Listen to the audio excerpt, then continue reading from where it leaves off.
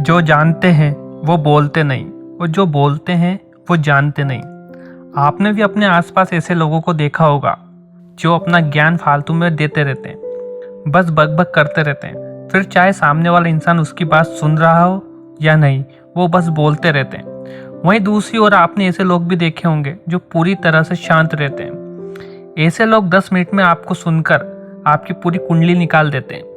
जितना आपको खुद के बारे में पता नहीं होगा, उससे ज़्यादा वो आपको देखकर, आपकी बातें सुनकर आपको बता सकते हैं। यहाँ तक कि आचार्य चाणक्य भी कहते हैं कि जिस व्यक्ति को ये समझ आ गया कि क्या, कब और कहाँ और कितना बोलना है, उस व्यक्ति को सफल होने से कोई नहीं रोक सकता। और यहाँ तक कि हमारी सभी धार्मिक किताबों में मौन की शक्ति को बहुत इंपॉर्टेंट बताया गया है।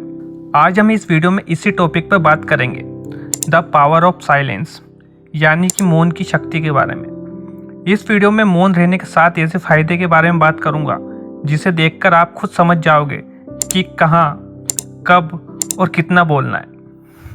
नंबर 1, आप और पावरफुल दिखोगे। आपने ये नोटिस जरूर किया होगा कि जो ज़्यादा बोलता है उसकी बातों को कोई ध्यान नहीं देता, वहीं दूसरी ओर कोई शांत रहता है तो सबका ध्यान उसके ऊपर रहता है। बस यही सोचते हैं कि अरे ये शांत क्यों बैठा है, ये कुछ बोल क्यों नहीं रहा है। सबका ध्यान आपकी तरफ चला जाता है। और जब आप शांत रहते हैं तो आप ज़्यादा चीज़ों को ऑब्जर्व कर पाते हैं। और जब आप ज़्यादा चीज़ें ऑब्जर्व करोगे तो आपकी बातों में मीनिंगफुल, इम्पैक्टफुल और इम्पोर्टेंस होगी। इसलिए सबकी बातों को अच्छे से सुनो, अच्छे से समझो, उसके बाद ही कुछ बोलो। सबकी बातों को ध्यान से सुनने के बाद जब आप कुछ बोलोगे तो सब आपकी बातों को ध्यान से सुनेंगे। हर व्यक्ति का फोकस आपकी तरफ होगा। इस तरह आप खुद पावरफुल फील करोगे। नंबर 2, साइलेंस सबका अटेंशन आपकी तरफ करता है। दोस्तों, आपने स्कूल में देखा होगा जो टीचर बच्चों को मारते हैं या ज़्यादा डांटते हैं, उस टीचर के सामने बच्चे और ज़्यादा मस्ती करने लगते हैं, उनका कहना नहीं मानते। वहीं दोस्तों, स्कूल में एक टीचर ऐसे भी होते हैं जो ना तो बच्चों को मारते ना डांटते हैं, बस अपना काम करते हैं, पढ़ाते हैं और चले जाते हैं। ऐसे टीचर की रिस्पेक्ट हर बच्चा करता है और बच्चे मस्ती भी नहीं करते। यही चीज़ हमारी लाइफ में भी होती है। अगर हम दूसरों की लाइफ में ज़्यादा दखल नहीं देते हैं, अपने काम से काम रखते हैं, तो सभी लोग हमारी बात को ध्यान से सुनते हैं, हमारी रिस्पेक्ट करते हैं। साइलेंस रहकर आप अटेंशन को ग्रैब कर सकते हो। Number 3, get the answer. दोस्तों, आपने ऐसे बहुत से लोगों को देखा होगा जो अपना प्रश्न पूछने के बाद रुकते ही नहीं है, वो अपना ओपिनियन देते रहते हैं, दूसरों को बोलने का मौका ही नहीं देते हैं। अगर आप भी ऐसा करते हो तो दूसरे की क्या सोच है वो आपको जानने का मौका नहीं मिलेगा। अपना ओपिनियन देने से अच्छा है सामने वाले व्यक्ति को बोलने का मौका दें। आप प्रश्न पूछकर एकदम शांत हो जाओ, फिर देखो सामने वाला आपकी बात का क्या जवाब देता है। हो सकता है आपको कुछ नया या सीखने का मौका मिल जाए। स्वामी विवेकानंद जी भी, जो अपनी बुद्धिमत्ता के लिए जाने जाते थे, उनमें भी यही क्वालिटी देखने को मिलती है। वो भी अपने गुरु रामकृष्ण जी से प्रश्न पूछने के बाद तुरंत चुप हो जाते थे। वो बीच बीच में अपनी राय नहीं बताते थे। जब उनको अपने गुरु से उत्तर मिल जाता, उसके बाद ही वो अपनी राय उनके सामने रखते थे। नंबर 4, साइलेंट ट्रस्ट को बढ़ाता है। अगर आप किसी के साथ मजबूत रिलेशन रखना चाहते हैं तो आपको दूसरे लोगों का विश्वास जीतना होगा। और विश्वास आप तभी पा सकते हैं जब आप सामने वाले इंसान की बातों को ध्यान से, पूरे फोकस के साथ सुनते हैं। जब हम सामने वाले की बातों को गौर से सुनते हैं तो सामने वाले इंसान को ट्रस्ट होने लगता है कि ये मेरी बातों को अहमियत दे रहा है। वो आपके साथ कंफर्टेबल हो जाएगा। उसे लगेगा कि आप उसकी बातों को और उनको रिस्पेक्ट दे रहे हो, तो वो आप पर विश्वास करने लगेंगे, अपने दिल की बातों को आपके साथ शेयर करने लगेंगे। Number 5, silence increase your observation power. जब आप साइलेंस यानी कि मौन रहोगे तो खुद को पहचानना शुरू कर दोगे।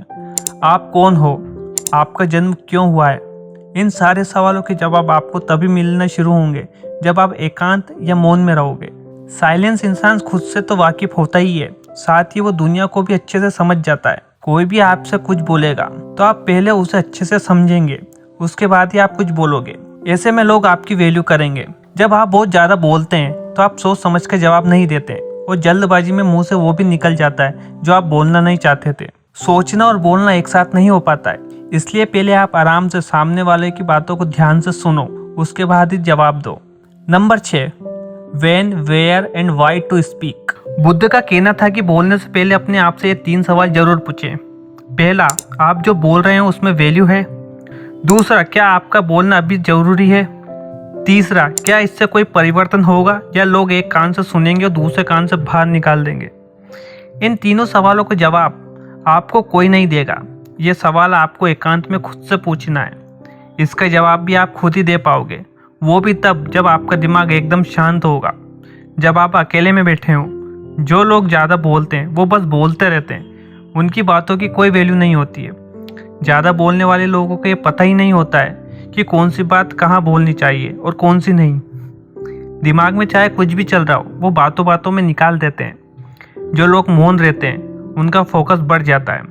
वो जो भी बोलते हैं बहुत सोच समझ कर बोलते हैं। ऐसे लोगों में गलती करने की गुंजाइश भी कम हो जाती है। नंबर 7, शांत रहना किसी को पसंद नहीं। सच तो यही है कि हर व्यक्ति बस बोलना चाहता है। शांत रहना सिर्फ आपके हाथ में है। जब आप चीज़ों को बारीकी से देखना शुरू कर दोगे तो खुद ब खुद आपका दिमाग शांत होना शुरू कर देगा। जब आप चीज़ों को ऑब्जर्व करते हो, अच्छे से समझते हो, तो आपका दिमाग और मन शांत होने लग जाता है। दोस्तों, इस वीडियो में सिर्फ इतना ही। दोस्तों, अगर आपको ये वीडियो अच्छा लगा है तो अपने दोस्तों के साथ ज़रूर शेयर करें। साथ ही चैनल पर नए हैं तो चैनल को लाइक, शेयर, सब्सक्राइब करना ना भूलें। धन्यवाद।